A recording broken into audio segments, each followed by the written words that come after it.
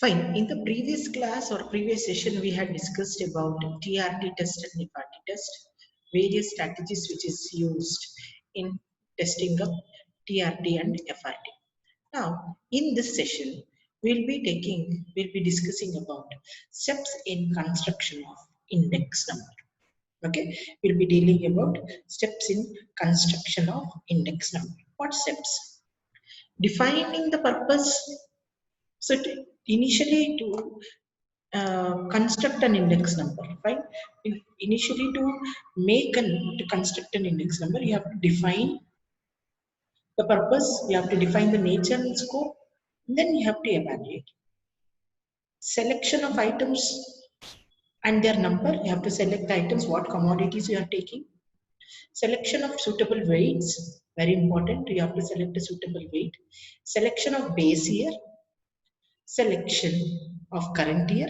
Current year, there is no need to select, you have to select a base year, fixed base or chain base. So these steps you should be very careful enough in constructing the index number. Getting it right? This is very important steps which plays a very vital role in construction of an index number.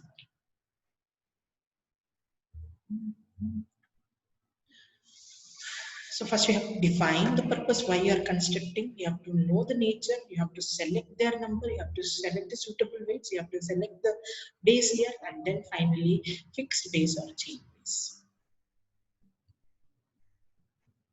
In the sense, fixed base or change base, in the sense whether the base year is fixed or it is continuing, whether the base year gets continued. So those problems we will be taking in the upcoming sessions.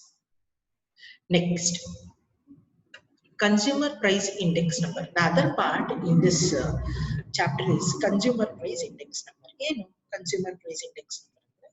See, consumer will have their own budget, they have their own constraint, they have their own payment, they have their own income. They do compare their index number with previous budget and the current budget. So, in this category, we have two methods in consumer price index number. And consumer price index number is also called as cost of living index. Please mind you, okay, cost of living index. We call this as cost of living index. So what is cost of living index? It is nothing but the consumer price index number, where the consumer represents the average changes in the price compared to the previous year, and what has an ultimate effect on the consumer and how consumer takes it. And these prices is where we get these prices. These prices are drawn from the retail outlets, retail price of the commodities. That is where you have to be very careful. We will not be taking any wholesale prices. We'll be taking the retail prices.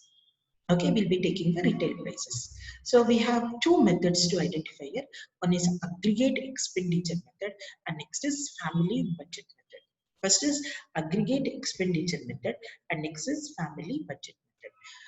Under aggregate expenditure method, we'll be taking the total quantities, and aggregate expenditure means what exactly the consumer has expended for a period of time, for 1 month or 1 year or 6 months or 3 months. And what is the formula for aggregate expenditure method is, it is nothing but the last year's formula. Aggregate expenditure method formula is last year's formula. What is the formula? What is the last year's formula?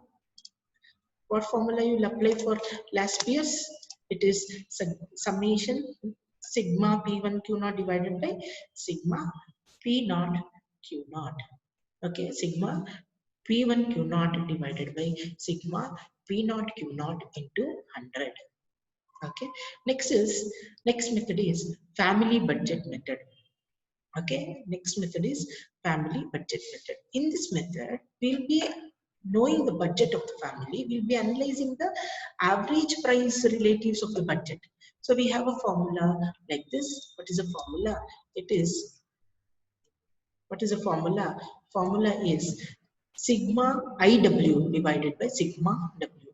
Okay, sigma IW divided by sigma W. What is I? I is index. How to you calculate I? P1 divided by P naught into 100.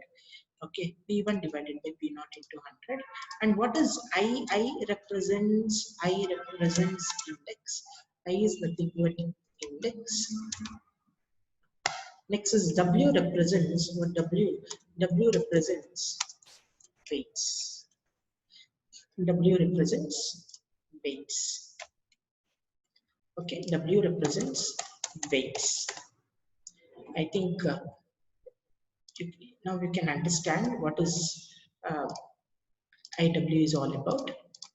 Okay, is IW is nothing but I represents index and W represents weight. So we have two methods in constructing consumer price index method. First is aggregate method, which is nothing but our last Pierce formula. It is nothing but our last Pierce formula. If we apply last Pierce formula, we'll be getting aggregate expenditure method.